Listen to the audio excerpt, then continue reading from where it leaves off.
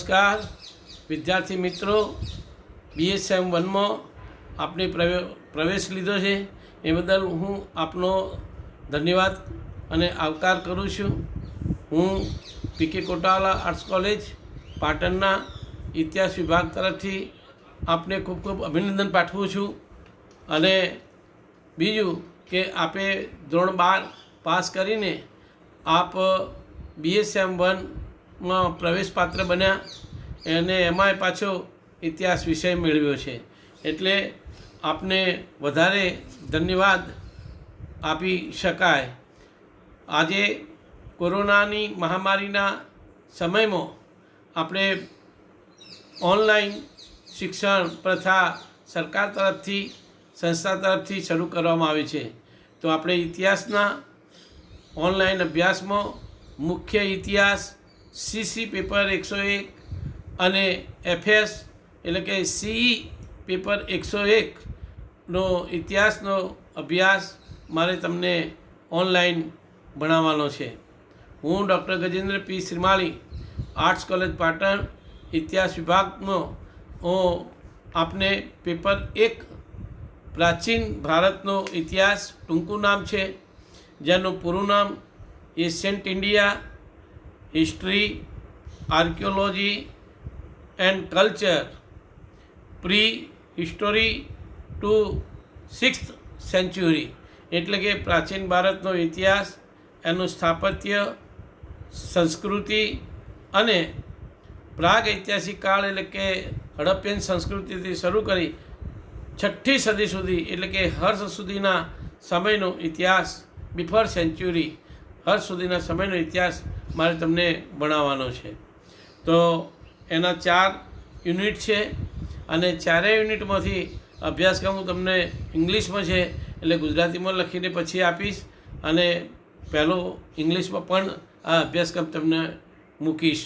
આ ઓનલાઈન શિક્ષણમાં આપણે વિદ્યાર્થી મિત્રો જ્યારે પણ કોઈપણ સમયે કોઈપણ વસ્તુનો ઉપયોગ કરવાનો હોય ત્યારે એની માહિતી જરૂર છે, એટલે માહિતીમાં આપણે ભણતા હોઈએ ત્યારે એનો અભ્યાસક્રમ જોઈએ અને એ અભ્યાસક્રમ એવો હોવો જોઈએ કે જે આપણે જાણતા હોઈએ, આપણને આવડવો જોઈએ। એટલું જ નહીં પણ એને શીખવા માટે જે પ્રવાહો છે, જે પદ્ધતિઓ છે એનો આપણે ઉપયોગ કરી શકીએ। તો વિદ્યાર્થી મિત્રો, આપણે સૌપ્રથમ ઇતિહાસ CC paper 101, CE paper 101 BSM 1નું મુખ્ય અને ગૌણનું હું અભ્યાસક્રમ તમને હાલ તો વાંચી સંભળાવું છું, તો તમે સાંભળો। તો સૌથી પહેલાં યુનિટ 1 છે અને યુનિટ 1ની અંદર ઇતિહાસ જાણવાના સાધનો છે। પ્રાચીન ભારતનો ઇતિહાસ કેવી રીતે જાણી શકાય તેના 2 વિભાગ છે। એક આર્કિયોલોજી એટલે સ્થાપત્યો, શિલ્પો, અભિલેખો, એ દ્વારા ઇતિહાસ જાણવાના સાધનો, કયા અભિલેખો છે, કયા સ્થાપત્યો છે, એના આધારે આપણે ઇતિહાસ જાણીએ। બીજું લિટરરી એટલે સાહિત્યિક અને સાહિત્યિક સાધનો, કયા સાહિત્યિક સાધનો એ વખતે લખાયા અને એના આધારે આપણે એને જાણીએ, ઓળખીએ। એમાં જુદા જુદા પ્રકારો છે, હું તમને પ્રશ્ન સમજાવીશ, એની ચર્ચા કરીશ એટલે તમે લગભગ સમજી જશો। યુનિટ 1ની અંદર આ પહેલો ભાગ હતો સાહિત્યિક અને આર્કિયોલોજીકલ સ્ત્રોત જાણવાના પ્રાચીન ભારતનો ઇતિહાસના।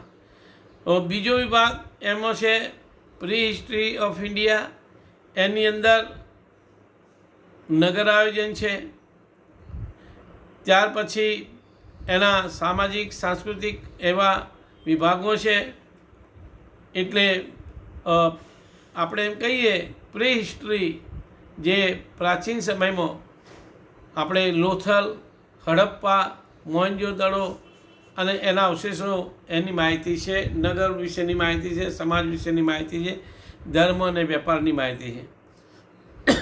યુનિટ નંબર 2ની અંદર આપણે જોઈશું તો યુનિટ 2માં ટોટલી હડપ્પન સંસ્કૃતિ છે અને સિંધુ ખીણની સંસ્કૃતિ, હડપ્પાની સંસ્કૃતિ, એનું સામાજિક ધાર્મિક જીવન છે, તો એ પણ છે।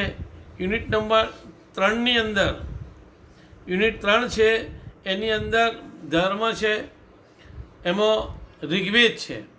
તો ઋગ્વેદકાલીન ઇતિહાસ, ઋગ્વેદો, 4 વેદો, વૈદિક સાહિત્યોની અંદર વેદો, કયા કયા વેદો અને એનો ઉપયોગ, એ વખતનું સાહિત્ય કોણે લખ્યું, કેવી રીતે લખ્યું, શા માટે લખ્યું, એ છે. આ ઉપરાંત એમાં ઉપનિષદો છે, ત્યાર પછી યજુર્વેદની સાથેના સંબંધો છે, અને એના પછી આર્થિક, સામાજિક અને ધાર્મિક વૈદિકકાલીન સમયની માહિતી છે. યુનિટ નંબર 4 જે છે એમાં ભગવાન મહાવીર સ્વામી, જૈન ધર્મ અને ભારતની અંદર સમાજ સુધારણામાં તેમનું પ્રદાન. બીજું એની અંદર ગૌતમ બુદ્ધ છે, અને ગૌતમ બુદ્ધે જે માહિતી આપી છે એ છે. ત્રીજું છે એ 6ઠ્ઠી સદીનું છે, અને એમાં 16 મહાજનપદો હતા, અને આ 16 મહાજનપદોની અંદર કેવી રીતે અંદર કુસમ થયો, અંદર લડ્યા, અને એમાંથી એક મગધ રાજ્ય બન્યું 16 રાજ્યોમાંથી. એના વિશેની એક માહિતી આખું ભણવાનું છે. અને ત્યાર પછી હર્યંક વંશ છે અને એની માહિતી છે. તો આવા 4 યુનિટ છે. 4 યુનિટમાંથી 70 માર્કનું પેપર પૂછાય. 18, 17 હાલના પ્રમાણે દરેક યુનિટમાંથી 2 પ્રશ્નો આવે, એમાંથી 1 લખવાનું, એટલે ટોટલ તમારે 4 પ્રશ્નો લખવાના થશે. અને એ રીતે આપણી પરીક્ષા પદ્ધતિ પણ લેવાશે. તો વિદ્યાર્થી મિત્રો, આપણે BSM 1માં CC 101 અને C 101 પેપર ભારતનો પ્રાચીન ઇતિહાસ વિષયનો અભ્યાસક્રમ જોયા પછી હવે આપણે પહેલો પ્રશ્ન લઈએ, પહેલા યુનિટનો, ઇતિહાસ જાણવાના સાધનો. તો પ્રાચીન ભારતનો ઇતિહાસ જાણવાના સાહિત્યિક અને પુરાવસ્તુકીય સાધનો. આ અહીંયા તમે જોઈ શકો છો કે મેં એક નકશો મૂકેલો છે. એ નકશાની અંદર જુદા જુદા રાજ્યો છે. પ્રાચીન ભારતનો ઇતિહાસ જાણવાના અનેક પ્રકારના પુસ્તકો છે, ગ્રંથો છે, સાહિત્યો છે, લેખો છે, અને એ લેખો દ્વારા ઇતિહાસ જાણી શકાય છે. તો માત્ર એવું નથી કે એક જ વસ્તુમાંથી આપણે ખોદવાથી કેટલીક વસ્તુ મળે. આપણે પહેલી પ્રસ્તાવના જોઈએ છીએ, તો આ પ્રસ્તાવનાની અંદર જુદા જુદા જે ગ્રંથો છે એ ગ્રંથો કયા કયા ગ્રંથો છે, કોણે લખ્યા છે, ક્યારે લખાયા છે, કયા રાજ્યની માહિતી છે, કયા રાજાની માહિતી છે, એમાં શું કહેવા માગે છે, અને એ રીતે ગ્રંથો તો ઇતિહાસ મળે. ત્યાર પછી એમાંથી આપણને જુદી માહિતી મળે છે, અને એ માહિતી આધારે આપણે એક ઇતિહાસને જાણવાનો પ્રયત્ન કરીએ. બીજો ઇતિહાસ જે છે એ ખોદકામમાંથી વસ્તુ મળે છે, શિલ્પો, સ્થાપત્યો, મંદિરો, દેવાલયો, તામ્રપત્ર, સિક્કાઓ, આ બધું મળે ખોદવાથી, અથવા તો ન ખોદાયું હોય અને એવા મંદિર બનતું હોય તો ત્યાંથી મળે, જૂના કોઈ મકાન હોય એમાંથી મળે, કોઈ પણ વસ્તુમાંથી મળે. એટલે અલગ અલગ વસ્તુઓ આપણને પ્રાપ્ત થાય. એમાં પથ્થરલેખ હોય, શિલાલેખ હોય, તામ્રપત્ર હોય, આ બધું જ હોય, અને એના આધારે આપણને એ પ્રાપ્ત થતું હોય છે. તો એમાંથી આપણે ઇતિહાસ જાણી શકીએ. તો બીજું, 3જા નંબરમાં વિદેશી મુસાફરો આવ્યા ભારતની અંદર, અને વિદેશી મુસાફરો આવ્યા તો એની અંદર ચીનથી આવ્યા, ગ્રીસથી આવ્યા, ભારતમાં યુરોપમાંથી આવ્યા, અરબસ્તાનમાંથી આવ્યા. આવા અનેક વેપારીઓ આવ્યા, અને એ વેપારીઓએ, એ મુસાફરોએ ભારતનું લખાણ લખ્યું છે. કોઈ 5મી સદીનું છે, કોઈ 6ઠ્ઠી સદીનું છે, કોઈ 3જી સદીનું છે, કોઈ 12મી સદીનું છે. આવો ઇતિહાસ એ વખતનો લખાયેલો છે. તો વિદ્યાર્થી મિત્રો, આ જે ઇતિહાસ જે લખાયો છે એને આપણે ગોતવાનો છે. તો આખો આવડો મોટો ભારત, પ્રાચીન ભારત એ વખતનો, અને એનો ઇતિહાસ જાણવું એ કંઈ સામાન્ય અઘરી બાબત નથી. અથવા તો કોઈ એવી વસ્તુ નથી કે એક જ દારૂ મળી જાય, પણ અનેક લોકોના પ્રયાસોથી ઇતિહાસ તૈયાર થયો છે. એટલે ચીનના પ્રવાસીઓ હોય, માર્કો પોલો હોય, ગ્રીસના હોય, કે ઇટાલી કે જર્મની કે રોમના હોય, કે આરબના હોય, પણ એમને થોડો થોડો એ સમયનો ઇતિહાસ લખ્યો, અને એ ઇતિહાસ દ્વારા આપણને માહિતી પ્રાપ્ત થાય છે. અને એથી આગળ તો સ્થાપત્યનો મળે છે. હવે આપણે બીજા નંબરમાં બીજો વિભાગ પ્રસ્તાવના પછીનો જોઈએ તો એ હતો સાહિત્યિક સાધનો. અને એ સાહિત્યિક સાધનો આપણી પાસે કયા કયા છે? તો પહેલા નંબરમાં જોઈએ ધાર્મિક સાહિત્ય. અને એ ધાર્મિક સાહિત્યની અંદર અલગ અલગ પ્રકારની માહિતી આપણને જાણવા મળે. બૌદ્ધ ધર્મનો હોય, જૈન ધર્મનો હોય, સનાતન ધર્મનો હોય, ખ્રિસ્તી ધર્મનો હોય કે કોઈ બી પ્રકારનો હોય, પણ આપણને એ ઇતિહાસ જાણવા મળે છે. એટલે ધાર્મિક સાહિત્ય આપણી પાસે રામાયણ છે, મહાભારત છે, આવા વૈદિક યુગના સાહિત્ય છે. તો એ સાહિત્ય આપણને પ્રાપ્ત થાય છે. હવે કયા ધાર્મિક સાહિત્ય છે? તો રામાયણ અને મહાભારત. મેં વિદ્યાર્થી મિત્રો અહીંયા રામાયણ અને મહાભારતના આધુનિક જે સિરિયલોના ચિત્રો છે એ મૂકવાનો પ્રયત્ન કરે છે, પણ પાત્ર રામનું છે, પાત્ર લક્ષ્મણનું છે અને આ બાજુ પાત્ર મહાભારતનું છે. તો રામાયણ આપણને રામના સમયમાંથી મળે છે અને એ રામના પિતાનું નામ દશરથ હતું. એમને 4 પુત્રો હતા. આ ઐતિહાસિક માહિતીમાં ઓછું મળે, પણ વાર્તા કે દંતકથા આધારિત જે સાહિત્ય લખાયું છે અને આપણે ધર્મ સાહિત્ય કહીએ છીએ. છતાંય હું તમને એટલું કહું કે રામ થયા તો અયોધ્યાનો ઇતિહાસ જાણી શકાય. એથી આગળ નદીઓ હતી, પહાડો હતા, પર્વતો હતા. તો સરયુ નદી જોવા મળે. આજે પણ સરયુ નદી છે, આજે પણ અયોધ્યા છે. એથી આગળ જઈએ તો રામ જ્યારે વનવાસ ગયા તો એ પ્રદેશ છે. અને રામને મદદ કરનાર એવા શ્રી હનુમાનજી, તો હનુમાનજીના આખા રાજ્યની માહિતી મળે છે. અને દરિયો છે તો દરિયો પણ આજે જાણી શકાય છે. નદી છે તો નદી પણ આપણે જાણી શકીએ છીએ. એટલે વૈદિક રામાયણની અંદરથી આપણને પ્રાચીન ભારતનો ઇતિહાસ જાણવા મળે છે. આમ તો રામાયણ વિશે માહિતી બહુ ઓછી મળે, કેમ કે બધા ગ્રંથો લખાયા છે, પણ ચોક્કસ ગ્રંથ જે છે એ આ બધી હસ્તપ્રતો પર મળતો નથી.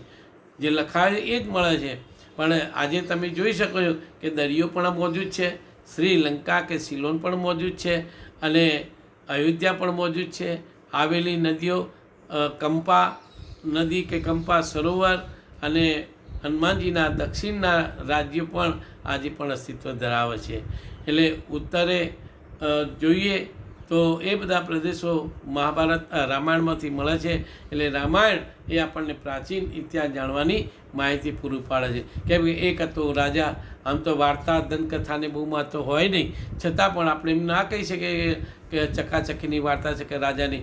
એમ કહેવાય ને કે એક હતો રાજા, ખાતો તો ખાજા, પીતો તો પાણી. સોમવારે જન્મ થયો, મંગળવારે મોટો થયો, બુધવારે બુદ્ધિ આવી, ગુરુવારે ગાદી પર બેઠો, શુક્રવારે શિકાર કર્યો, શનિવારે માંદો પડ્યો અને રવિવારે મરી ગયો. એક હતો રાજા. આ ના ચાલે.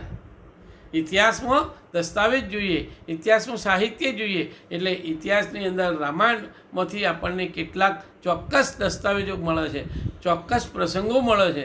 એટલે આપણે ઇતિહાસ જાણવાનું. પ્રાચીન ભારતનો ઇતિહાસ અમારો આવો હતો, દળદાર હતો, યુદ્ધો થતા હતા, તોપ નહોતી તો પણ તીરકામઠા હતા, ગરમના આગ જળતા ગોળા હતા. તોપમાંથી નાખો તો ગોળો નીકળે. જ્યારે એ જમાનામાં બાણ કે ધનુષ્ય છોડીને ધનુષ બાણથી તીર ઉપર આગના ગોળા થતા, હાથમાં નાખીને ગોળા કે પથ્થરો ફેંકાતા. એટલે યુદ્ધનો ઇતિહાસ, કૌશલ્યનો ઇતિહાસ, પહાડોનો ઇતિહાસ, મહાભારત રામાયણમાંથી આ બધું આપણને પ્રાપ્ત થાય છે. એટલે યુદ્ધોનો ઇતિહાસને આપણે ગણીએ, પણ છતાંય યુદ્ધ કૌશલ્ય, યુદ્ધમાં વપરાતા સાધનો, રાજાનું નામ દશરથના પુત્ર પૌત્રો, આ બધા નદીઓ, તળાવોમાં બધી માહિતી આપણને રામાયણમાંથી મળે છે. બીજો ટૉપિક છે મહાભારત. તો મહાભારત આપણને ઐતિહાસિક માહિતી આપવાનું મોટામાં મોટું સાધન છે. કારણ કે રામાયણ પછી ઘણા બધા વર્ષો પછી મહાભારત છે. મહાભારતને ઇતિહાસને ઈસવીસન પૂર્વેની 14મી સદી ગણવામાં આવે છે. ઈસવીસન અને ઈસવીસન પૂર્વે, તો ઈસુના જન્મ પહેલાં જે બનાવો બન્યા છે એને આપણે ઈસવીસન પૂર્વે તરીકે ઓળખીએ છીએ. તો એ મહાભારતની અંદરથી આપણને પ્રાચીન ભારતનો ઇતિહાસ જાણવા મળે છે. 2 રાજાઓ છે, એના પિતા પણ છે, ભીષ્મ પિતા તરીકે ઓળખાય છે. એમનું રાજ્ય છે કુરુક્ષેત્ર છે, અને એ કુરુક્ષેત્રમાં યુદ્ધ થયું હતું. અને રાજાએ એમ કે એ યુદ્ધો કર્યા. મહાભારત કાળની અંદર પાંડવોના પુત્રોએ મોટાભાગના યુદ્ધો કર્યા હતા. ધવલકનો ઉલ્લેખ છે. ધવલક એટલે હાલનું ધોળકાનો ઉલ્લેખ મહાભારતમાં છે. એથી આગળ જઈએ તો પંચમહાલ જિલ્લાનું જે વન છે એને હિડમ્બેક વન કહે છે. હિડમ્બા નામની સ્ત્રી હતી રાક્ષસણી, અને હિડમ્બેક એનો ભાઈ હતો, એટલે હિડમ્બા. આ હિડમ્બેક એટલે એનો ભાઈ છે અને હિડમ્બા એની બહેન છે. અને આ હિડમ્બાની સાથે ભીમના લગ્ન થાય, અને ત્યાં અત્યારે પણ કાળીબેલ નામનું ગામ છે, ત્યાં વાવ છે, શિવ મંદિર છે, એના કેટલાક અવશેષો પ્રાપ્ત થાય છે. ચોક્કસ માહિતી તો નથી, પણ લોકોએકા પણ છે ને મંદિર પણ છે. અને એવું કહેવાય કે અહીંયા આ પ્રમાણેનું હિડમ્બાનું વન, જ્યાં ભીમે હિડમ્બા સાથે યુદ્ધ કરી અને એને પરાસ્ત કરી, અને પરાસ્ત કર્યા પછી એના ભાઈ સાથે વાર્તાલાપ પછી એના સાથે લગ્ન કર્યા. તો આ હિડમ્બાનું વન એ પંચમહાલ જિલ્લામાં આવેલું છે. એથી આગળ જોઈએ તો ધવલક નામની ધોળકા નગરી, એનો જેનો ઉલ્લેખ છે એ પણ અહીંયા છે. અને સૌથી સરસ, જેને તમે જાણો છો, હું જાણું છું, અને આજે આખું વિશ્વ જાણે એવા માનનીય વડાપ્રધાન શ્રી નરેન્દ્રભાઈ મોદી, જેનું ગામ છે વડનગર. તે વૃદ્ધનગરનું બીજું નામ વડનગરનું ત્રીજું નામ ચમત્પુર, અને ચમત્કારપુર પછી આનંદપુર. આવા 11 નામો છે વડનગરના. અને વડનગરના 11 નામોમાં 11 વખતે એ વડનગર જામ્યું છે મસ્તીથી, સરસ રીતે. તો ત્યાં પણ મહાભારત સમયની અંદર આ પાંડવો આવ્યા હતા એનો ઉલ્લેખ મળે છે.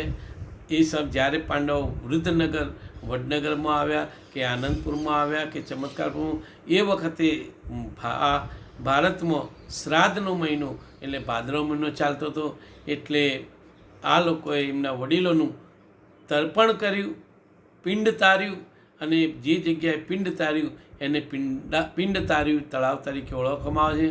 આ તળાવ આજે પણ વિસનગરમાં મોજૂદ છે. ત્યાં સપ્ત ઋષિનો વારો છે, જે વડનગર મહાભારત કાલીન સમયનું છે. અને અહીંયાનો ઉલ્લેખ આપણને મળે છે પિંડતાર્યું તળાવ, પિંડાર્યું જેને કહેવામાં આવે છે. તો આવો એક ઉલ્લેખ મહાભારતમાંથી ઇતિહાસનો મળે છે. એથી આગળ જઈએ તો તમે કદાચ તમારા વિસ્તારમાં છો તો લોટેશ્વર મહાદેવ નામનું ગામ છે, સમિયારી જતા આવે છે. એ ભીમે બનાવેલું મંદિર, લોટેશ્વર લોટાને ઢાંકીને, અને પછી યુધિષ્ઠિરે માફી માગી અને કહ્યું કે ભગવાન માફ કરજો, ભીમને બહુ ભૂખ લાગી હતી, એટલે લોટો ઊંધો વાળી એના પર માટી લગાવીને શિવલિંગ બનાવ્યું અને એનું નામ આપ્યું લોટેશ્વર મહાદેવ. તો એનો ઉલ્લેખ છે. અને ધવલકનો તો ઉલ્લેખ હોય જ, કારણ કે ધોળકા નગરીની અંદર આ પાંડવો અજ્ઞાતવાસમાં રહ્યા હતા. બૃહન્નલના વેશમાં એ અર્જુન રહ્યો હતો.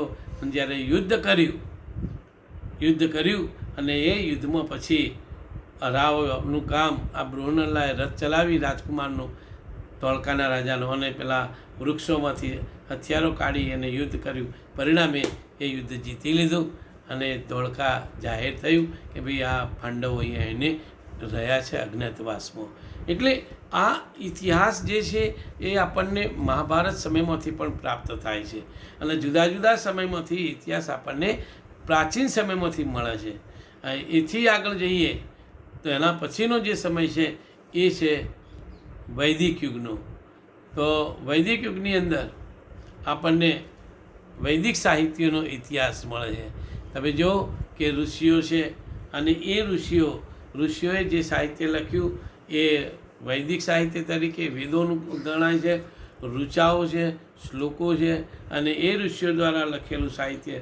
એમાં પ્રણાલિકાઓ છે, જીવન છે, જીવવાની આજીવિકા ચલાવવાની અને જીવન જીવવાની બંનેની પદ્ધતિઓ છે. તો વૈદિક યુગમાંથી રાજાઓના નામ મળે છે, વૈદિક યુગમાંથી રાણીના નામ મળે, વૈદિક યુગમાંથી રાજકુમારના નામ મળે, વૈદિક યુગમાંથી રાજ્યો સિવાયના વેપારની માહિતી મળે. યજ્ઞ, હોમ અને હવનની માહિતી પણ વૈદિક સાહિત્યમાંથી મળે છે. એવું કહેવાય છે કે ઋગ્વેદ, સામવેદ, યજુર્વેદ અને અથર્વવેદ 4 વેદો છે. 4 વેદોની અંદર એ વખતનું જીવન આપેલું છે: સમાજ જીવન, ધાર્મિક જીવન, આર્થિક જીવન અને રાજકીય જીવન. તો વૈદિક યુગની અંદર લોકો રમતા હતા, તો જુગાર પણ રમતા હતા.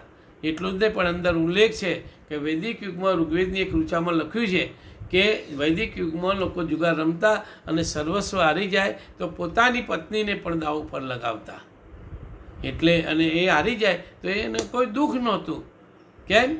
ઋગ્વેદમાં એવું નથી કે આ પ્રમાણે જીવન જીવવું, પણ અમુક ઋચાઓમાંથી આપણને પ્રાપ્ત થાય માહિતી, અને એ આધારે એમની સમાજ જીવનની માહિતી, ધર્મ જીવનની માહિતી, પહેલાંના લોકો કેવા કપડાં પહેરતા, પહેલાંના લોકો કેવા અલંકારો ધારણ કરતા, પહેલાંના લોકો કેવા પોશાકો સાથે રહેતા, હરતા ફરતા, આ બધી જ માહિતી એ સાહિત્યમાંથી આપણને પ્રાપ્ત થાય છે.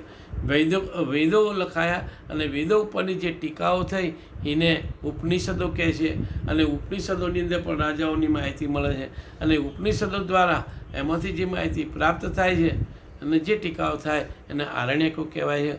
18 પુરાણ, 16 શાસ્ત્ર એવું માહિતી આપણને મળે છે, અને એના આધારે આપણે ઇતિહાસ જાણી શકીએ છીએ. કયો રાજા, કયો પ્રજા, કોણ હતું, એ બધી માહિતી આપણને મળે છે. એના પછી બૌદ્ધ સાહિત્ય, ભગવાન બુદ્ધ થઈ ગયા, અને ભગવાન બુદ્ધે જે ઉપદેશ આપ્યો એને બૌદ્ધ ધર્મ કહેવાય છે. એમને બૌદ્ધ સાહિત્યની રચના કરી. એમનો જે ધર્મ છે એ ત્રિપિટક નામના ગ્રંથમાં સચવાયેલો છે. બૌદ્ધ રાજાઓ બધા જ પ્રાચીન ભારતના બૌદ્ધ રાજાઓ હતા. ચંદ્રગુપ્ત મૌર્ય એ પણ બૌદ્ધ હતો. એના પછી કૌટિલ્ય એનું બીજું નામ, એનું પ્રધાન હતા ચંદ્રગુપ્તના, અને કૌટિલ્યનું બીજું નામ વિષ્ણુગુપ્ત, અને ત્રીજું નામ ચાણક્ય. આ ત્રણેય બધાએ ભેગા થઈને બધાએ બૌદ્ધ ધર્મનો સ્વીકાર કર્યો, અંગીકાર કર્યો છે. બૌદ્ધ સાહિત્ય આપણને પ્રાપ્ત થાય છે, અને બૌદ્ધ સાહિત્યોમાં દરેક રાજાઓના નામ છે. જે રાજાઓએ બૌદ્ધ ધર્મ પાળ્યો એનું નામ છે, જે જગ્યાએ બૌદ્ધ ધર્મ પળાતો એનું પણ નામ છે, અને બૌદ્ધ શાસકો થઈ ગયા એનું પણ નામ છે, બુદ્ધ નગરીનું નામ છે. અહીંથી આગળ ચંદ્રગુપ્ત મૌર્ય, એના પિતા, એના પછી એનો પુત્ર બિંદુસાર, એ બિંદુસાર પણ બૌદ્ધ ધર્મી હતો. અને બિંદુસાર પછી આવ્યો અશોક. બિંદુસારને 101 પુત્ર હતા, અને બીજા નંબરનો અશોક હતો. એને પણ બૌદ્ધ ધર્મ અપનાવ્યો હતો. અશોકે શિલાલેખો કોતરાવ્યા, પથ્થરલેખો કોતરાવ્યા, અને બૌદ્ધ ધર્મ અંગીકાર કર્યો. એટલે ઇતિહાસમાં બૌદ્ધ ધર્મનું બહુ મોટું પ્રદાન છે મિત્રો. બૌદ્ધ ધર્મની અંદર જે સાહિત્ય મળે છે, જે જાણવા મળે છે, એ લગભગ આપણને ભારતમાંથી પણ મળે છે, પણ સૌથી વધારે ચીનના તિબેટમાંથી મળે છે. એટલે ચીનના તિબેટમાંથી બૌદ્ધ સાહિત્ય આપણને પ્રાપ્ત થાય છે, અને એમાં આપણા રાજાઓના નામ આપવામાં આવ્યા છે, પ્રદેશોના નામ અપાય છે, નદીઓના, પહાડોના, પર્વતોના, આ બધાના નામોનો ઉલ્લેખ છે, જે આજે પણ એ સરખા છે. એટલે એના પછી આવે છે જૈન સાહિત્ય, અને એ જૈન સાહિત્યમાં મહાવીર સ્વામી થઈ ગયા. અને મહાવીર સ્વામીએ જૈન સાહિત્યમાં પણ 2 ભાગ હતા, એક શ્વેતાંબર અને એક દિગંબર.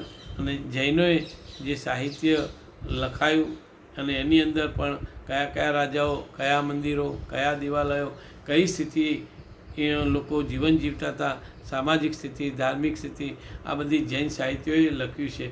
બહુ ઋષિઓએ, જબરજસ્ત જૈન ઋષિઓએ લખેલું છે. તમે જુઓ કે જૈન આચાર્યો એટલું બધું લખતા ને, ફરતા, તીર્થાટન કરતા, આજે પણ કરે છે. અને સંસ્કૃત સાહિત્યમાં મોટાભાગનો ઉલ્લેખ એમનો મળે છે.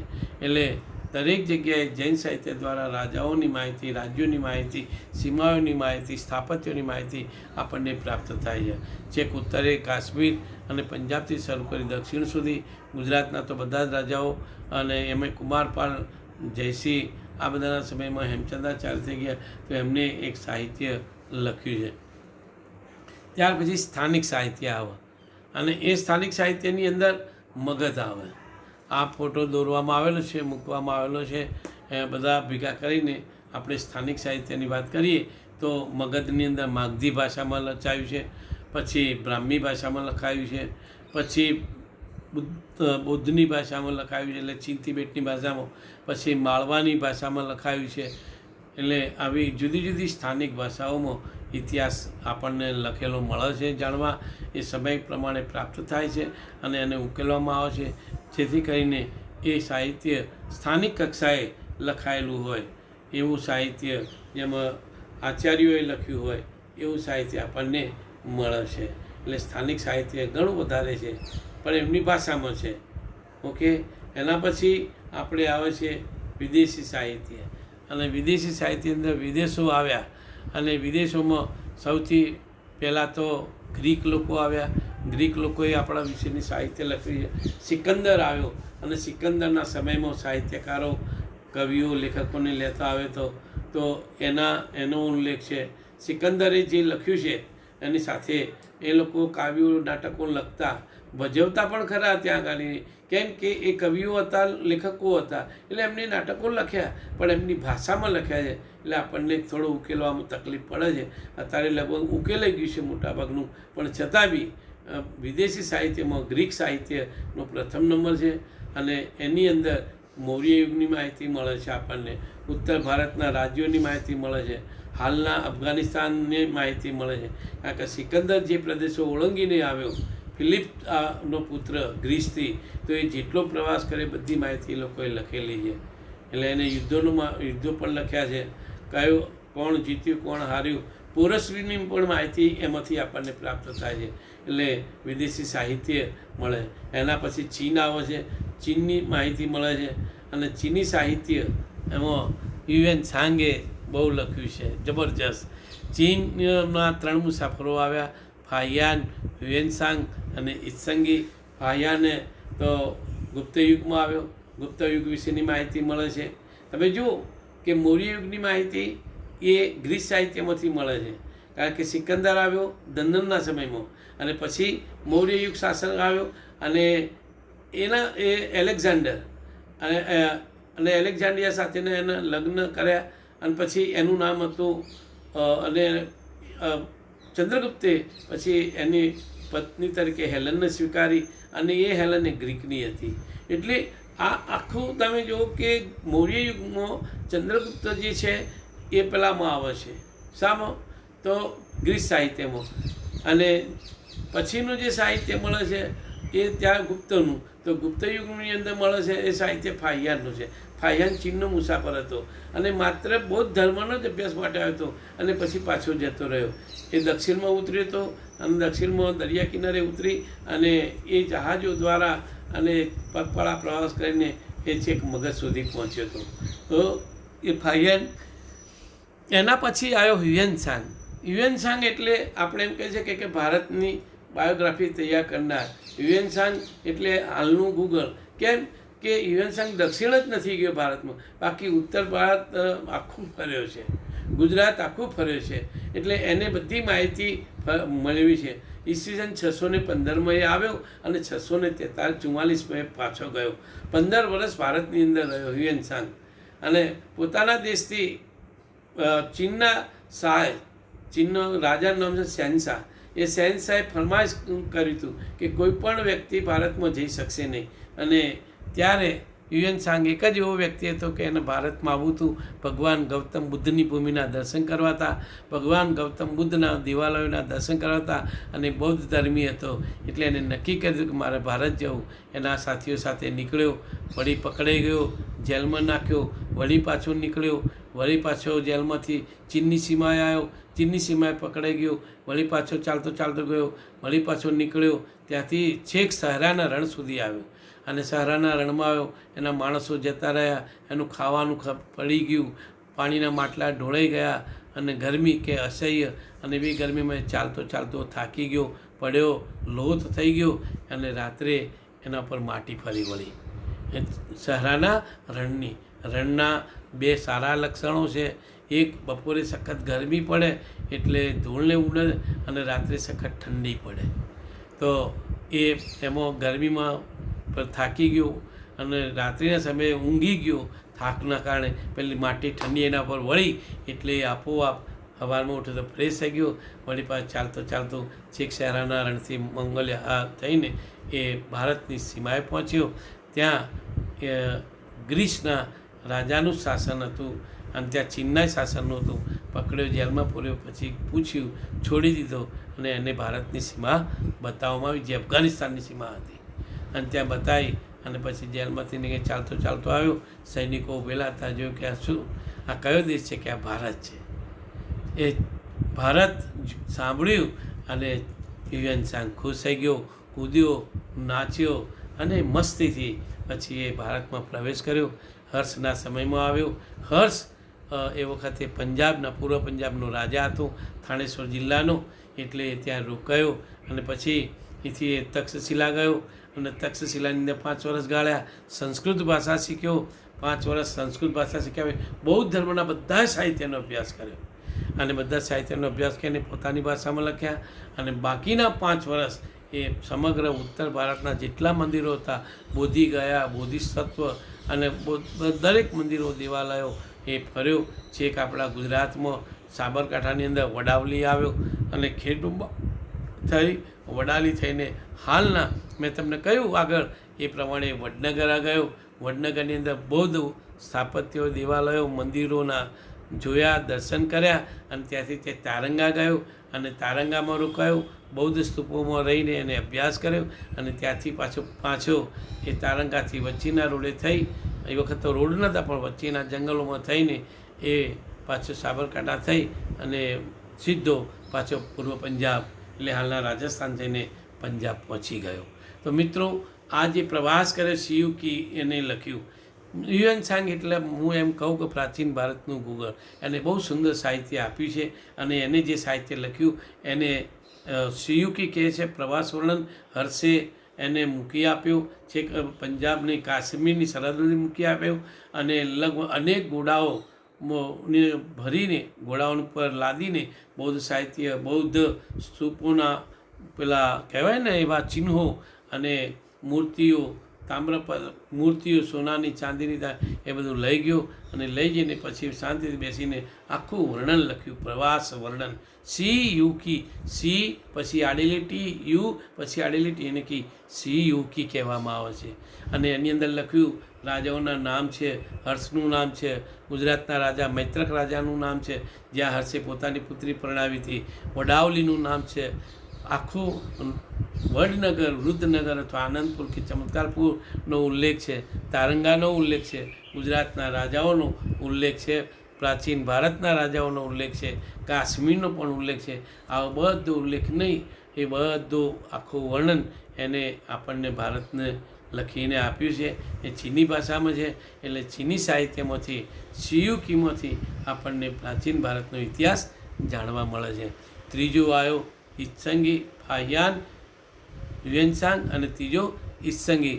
ઈત્સંગી 13મી સદીમાં આવ્યો અને મોગલો અને રાજપૂતોના શાસનમાં હતો. એટલે તે ફર્યો, દિલ્હીને આજુબાજુના પ્રદેશો ફર્યો અને વળી પાછો ફરીને એ પાછો જતો રહ્યો હતો.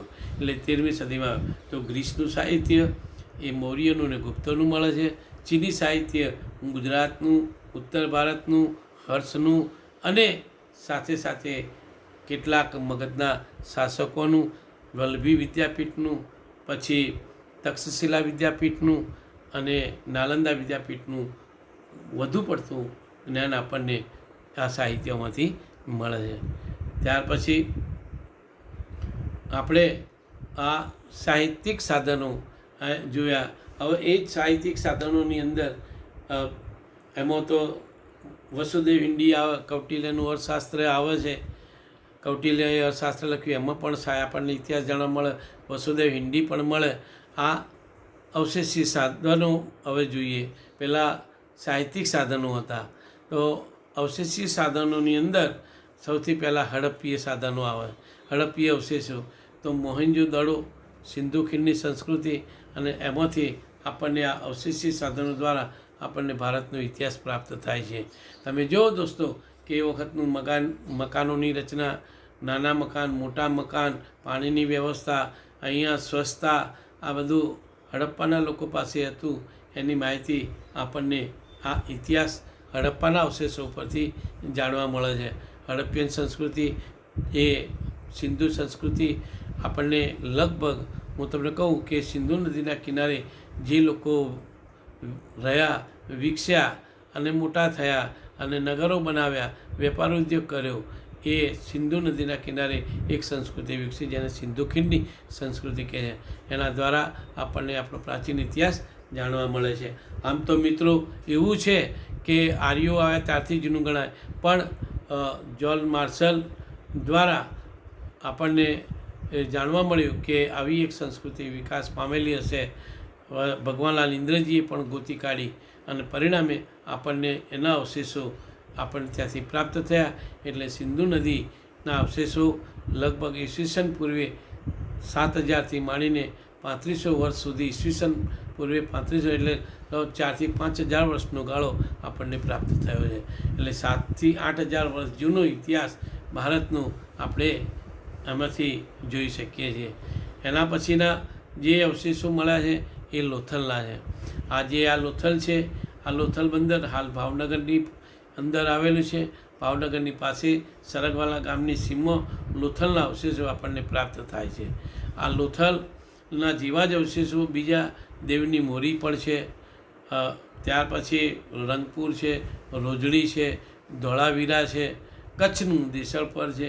આ બધા પ્રદેશોમાંથી આવા અવશેષો મળે છે. મકાનોના અવશેષો, અને આ મકાનો ધક્કાની અંદર બન્યા હતા, કારણ કે દરિયાઈ લોથલ એ ધક્કો હતો. એટલે આ ધક્કા વહાણવટો માટે હતું, વેપારી જહાજો માટે હતું, અને એમ કરતાં કરતાં આખું નગર બની ગયું અને દરિયા કિનારો આખો હતો. વિદ્યાર્થી મિત્રો, તમે જે જગ્યાએ બેઠા છો એવો આ પાટણ જિલ્લો, તો પાટણ જિલ્લામાં આવેલું એ ચાણસ્મામાં પણ ઈસવીસન પૂર્વેની 7મી અને 8મી સદીમાં તો અહીં દરિયો હતો. અહીંથી દરિયામાંથી વેપાર કરવા લોકો જતા હતા. એટલે ઈસવીસન પૂર્વેની 6ઠ્ઠી સદી કે 8મી સદીમાં દરિયા દ્વારા અહીંથી વેપાર થતો. સમય પ્રમાણે, કાળ પ્રમાણે દરિયો ઓછો થતો ગયો, પાણી સુકાતું ગયું. એટલે એ પ્રદેશો અત્યારે કચ્છ પૂરતા પહોંચી ગયા છે. એટલે દરિયોના કિનારે લોથલ, રંગપુર, રોજડી, ધોળાવીરા આ બધા નગરો નદીઓના કિનારે અને દરિયાના કિનારે વિકસ્યા છે. એટલે જેથી કરીને ધક્કો અથવા બંદરમાં વહાણો લંઘારી શકાય એનો ઇતિહાસ આપણને પ્રાપ્ત થાય છે. હવે લોથલ, ધોળાવીરા, રંગપુર એ બધાની સાથે સાથે આપણી પાસે શિલાલેખો અને અભિલેખો છે.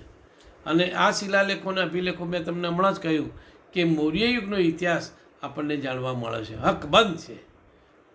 હકબંધ ઇતિહાસ કૌટિલ્યના અર્થશાસ્ત્રમાંથી મળે છે, બુદ્ધના સાહિત્યમાંથી મળે છે, બૌદ્ધ સાહિત્યમાંથી. એ સિવાય ચંદ્રગુપ્ત મૌર્ય, એનો પુત્ર બિંદુસાર અને બિંદુસારનો પુત્ર અશોક બીજા નંબરનો હતો. 101 ભાઈઓ હતા એ લોકો. અશોકે બધા ભાઈઓની હત્યા કરી. એનો નાનામાં નાનો ભાઈ તિસ્ય હતો, મોટો ભાઈ તુષાસ્પ અને બીજા નંબરનો અશોક હતો. એ અશોક લગભગ જ્યારે એને માળવાનો યુવરાજ બનાવ્યો ત્યાર પછી એણે રાજકીય સત્તા પ્રાપ્ત કરી અને 8 વર્ષ સુધી સતત જજમ્યો. અને પછી એ રાજા બન્યો. અને રાજા બન્યા પછી આપણું ગુજરાતના સૌરાષ્ટ્ર પ્રદેશ, ગિરિનગર એટલે હાલના ગિરનારની અંદર ત્યાં સુધી મગધનું શાસન હતું. તો ત્યાં ગિરનારની તળેટીમાં એને એક બૌદ્ધ શિલાલેખ કોતરાવ્યો. એક જ પથ્થર ઉપર 3 રાજાઓના શિલાલેખો છે. એક પથ્થરના એક બાજુએ જે શિલાલેખ અશોકે કોતરાવ્યો એને અશોકનો શિલાલેખ કહે છે. ગિરનારમાંથી મળ્યો એટલે ગિરનાર શિલાલેખ કહે છે. રાજાએ કોતરાવ્યો એટલે રાજકીય લેખ કહેવામાં આવે છે. નૈતિક સુધારા માટેનો છે, નૈતિક જીવન જીવવા માટેનો છે, એટલે એને ધમ્મલેખ પણ કહે છે. તો આવો એક પથ્થર ઉપર અશોકે શિલાલેખ કોતર્યો. 14 રાજઆજ્ઞાઓ છે, એટલે રાજપત્ર પણ કહેવાય. એ વખતે જુદી જુદી માધ્યમો નહોતી પ્રચારની, કે નહોતા રેડિયા, નહોતા મોબાઈલ. એટલે પરિણામે આ જે શિલાલેખો કોતરવામાં આવતા હતા એમાં શિલાલેખો કોતરાયા. અને આ શિલાલેખો કોતર્યા તો એની અંદર અશોકે બધી માહિતી આપી છે. 14 રાજઆજ્ઞાઓ છે અને એમાં લખ્યું છે કે વડીલોને માન આપવું, સાધુઓ અને સંતોનું સન્માન કરવું, સેવા કરવી, દાન પુણ્ય કરવા, માતા પિતાનું સન્માન કરવું, આવી 14 આજ્ઞાઓ એને લખી અને કોતરાવેલી છે, જે આજે પણ મોજૂદ છે. ગિરનારની અંદર તળેટીમાં પુરાતત્વ ખાતાએ સાચવી રાખેલો આ પથ્થર છે. એના ઉપર ધાબુ ભરેલું છે. એની બીજી બાજુએ એક બાજુએ સ્કંદગુપ્તનો લેખ લખેલો છે અને એક બાજુ ક્ષત્રપ રુદ્રદામનનો છે. રુદ્રદામન અને સ્કંદગુપ્તના બંનેના લેખો આ જ પથ્થર ઉપર છે. એનું કારણ એ છે કે જ્યારે સૌરાષ્ટ્રની અંદર ગિરિનગર ગિરનારનો જે જંગલ છે એ જંગલમાં સુવર્ણસિક્તા અને પલાસીની બે નદીઓ વહે છે. પલાસ એટલે ખાખરો થાય, જેમાંથી બીડી પણ બને અને પતરાળા પણ બની શકે. એ પલાસ એટલે ખાખરાના જંગલમાં આવું એક તળાવ, એને સુદર્શન તળાવ બનાવ્યું હતું ચંદ્રગુપ્ત મૌર્યે. એ તળાવ તૂટી ગયું ઘોડાપુર આવવાના કારણે, અને પછી એને રિપેર કરાવ્યું, સમારકામ કરાવ્યું, અને પ્રજા પાસેથી એક પણ પૈસો લીધા વિના એ કામ રાજાએ કરાવ્યું છે. એની માહિતી આપતો આ લેખ છે. બંનેનો લેખ છે, રુદ્રદામનનો પણ છે, એ શક રાજવી છે, અને નીચે કોતરેલો છે એ ગુપ્ત રાજવી રુદ્રદામનનો છે, અને પેલો સ્કંદગુપ્ત અને રુદ્રદામન બંનેના લેખો કોતરેલા છે. એક જ પથ્થર પર 3 લેખ થયા માટે એને ગિરનાર શિલાલેખ પણ કહે છે. એની અંદર માહિતી આપી છે કે બંને રાજાઓએ પ્રજા પાસેથી એક પણ પૈસો લીધા વિના આ બાખોરું અથવા સુદર્શન તળાવ રિપેર કરાવ્યું, અને એ પ્રજા માટે ખુલ્લું મૂકવામાં આવ્યું, કેમ કે એમાંથી નહેરો કરીને પાણી ખેતીને પૂરું પાડવામાં આવતું. એટલે પ્રજાના જે પ્રજા કલ્યાણના કાર્યો છે એના માટે આ મૂકવામાં આવ્યું. એટલે શિલાલેખો, પથ્થરલેખો, અભિલેખો પણ આપણને ઇતિહાસ આપે છે. પથ્થર ઉપર લખાયેલા પથ્થરલેખો, મોટા ડુંગરા ઉપરની શિલા ઉપર લખાયેલા શિલાલેખો, અભિલેખ હોય, તામ્રપત્ર હોય, તો આવા જુદા જુદા લેખો આપણને પ્રાપ્ત થાય છે. એમાંથી મૌર્ય યુગની, ગુપ્ત યુગની, પછી શક રાજવીની કે શક શાસકોની અન્ય માહિતી આપણે મેળવી શક્યા છીએ. એના પછી સિક્કાઓ આવે છે. તો જે અભિલેખો અને જે સિક્કાઓ અને મુદ્રાઓ છે, આ સિક્કાઓ તો આપણી પાસે પુષ્કળ છે, ઢગલાબંધ છે ભારતમાં. અને એ સિક્કાઓ ગ્રીસના રાજાના છે, એ સિક્કાઓ સ્કંદગુપ્તના છે, એ સિક્કાઓ શક શાસકોના છે. એમ જુદા જુદા સિક્કાઓ આપણે જોઈ શક્યા છીએ. ખાસ કરીને ગ્રીકોના જે સિક્કાઓ છે એ ઉત્તર ભારતની સીમામાંથી મળે છે, જ્યાં સિકંદરને આવ્યા પછી રાજાઓ તરીકે સિકંદરે એક એક માણસને મૂક્યો. એ સિકંદર પોતાના સિક્કાઓ એ માણસોએ પાડ્યા હતા રાજા બને ત્યારે, એટલે એને ધ્રમ કે દ્રકમ આકારના કહેવામાં આવે છે. અને ધ્રમ કે દ્રકમ આકારના સિક્કાઓ વપરાતા, જેમાં ચોક્કસ ઘાટ આકાર નહોતો, પણ એમાં સૂર્યની પ્રતિમા, એપોલોની પ્રતિમા, જીયસની પ્રતિમા એવા ચિહ્નો મૂકેલા હતા. ત્યાર પછી ગુપ્ત રાજાના સમયમાં, મૌર્ય રાજામાં તો બહુ ઓછા સિક્કા થયા, પણ ગુપ્ત રાજાના સમયમાં સોનાના, ચાંદીના અને તાંબાના સિક્કા થયા. 24 પ્રકારના સિક્કાઓ બહાર પાડવામાં આવ્યા.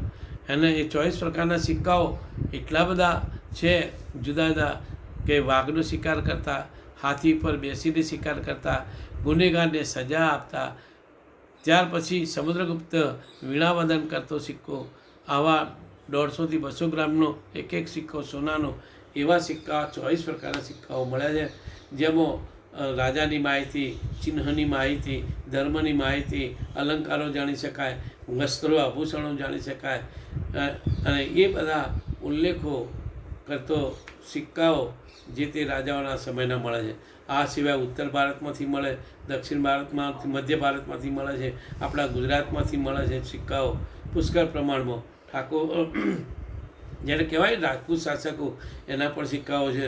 મુસ્લિમ સમયના પણ સિક્કાઓ આપણને પ્રાપ્ત થાય છે. એ સિક્કાઓમાં રાજાનું નામ, રાણીનું નામ, પુત્રનું નામ, યુદ્ધનું નામ, કયા કારણે છાપાયું છે એનું નામ, આ દરેક પ્રકારનું નામ એમાં આપવામાં આવ્યું છે. એટલે સિક્કાઓ પછી ગુજરાત પછીનો બીજો ભાગ સિક્કાઓનો એ ગુજરાતની જેમ જ ઢગલાબંધ પદ્ધતિમાં, પણ બીજો એક મહત્ત્વનો ભાગ છે ઇતિહાસ જાણવાના, એ તામ્રપત્રો. તો આ તામ્રપત્રો એ આપણને ઇતિહાસ જણાવે છે. તાંબાના પતરા ઉપર લખેલો લેખ, એ તામ્રપત્રો એટલા બધા બહુ જોવા મળતા નથી, પણ મૈત્રકાલીન સમયમાં તાંબાના પત્રોનો, જેને આપણે એમ કહીએ કે આ એક પ્રકારનું સાહિત્ય છે મૈત્રકોનું, અને મૈત્રકોનું સાહિત્ય આપણને મળે છે.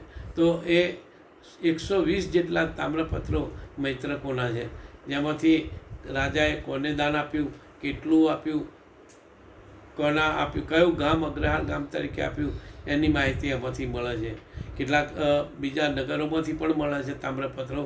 વિજયનગર છે, ત્યાર પછી ઉત્તર ભારત છે, કાશ્મીર છે, મગધ છે, આ બધા પ્રદેશો. અને માળવા તો ખરું જ એક વિક્રમ રાજાના સમયનો, તો એવા બધાના સમયમાંથી અલગ અલગ એવા તામ્રપત્રો મળે છે જેમાં ચોક્કસ માહિતી આપવામાં આવી છે.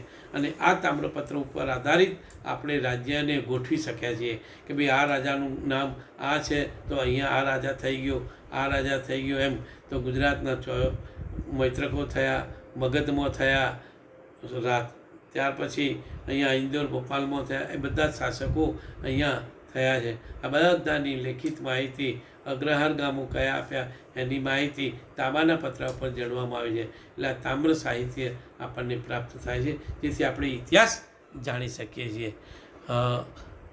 આટલા જે સાહિત્યો અને આટલું જે જાણવા મળ્યું એ માત્ર ઇતિહાસ જાણવા પૂરતું જ હતું, કારણ કે આ બધા સાહિત્યોમાંથી આપણને ઇતિહાસ મળે છે. એટલે અનેક પ્રકારની માહિતી ભેગી કરીને પ્રાચીન ભારતનો ઇતિહાસ આપણે જાણી શક્યા છીએ. તો વિદ્યાર્થી મિત્રો, આ મારી પાસે ભારતનો પ્રાચીન ઇતિહાસ જાણવાના સાહિત્યિક અને અભિલેખિત સાધનો હતા. આ સિવાય ઘણા બધા સાધનો હોઈ શકે અને છે, છતાંય સમયની મર્યાદા પ્રમાણે આપણે એને પૂરું કરીએ છીએ. Okay, thank you.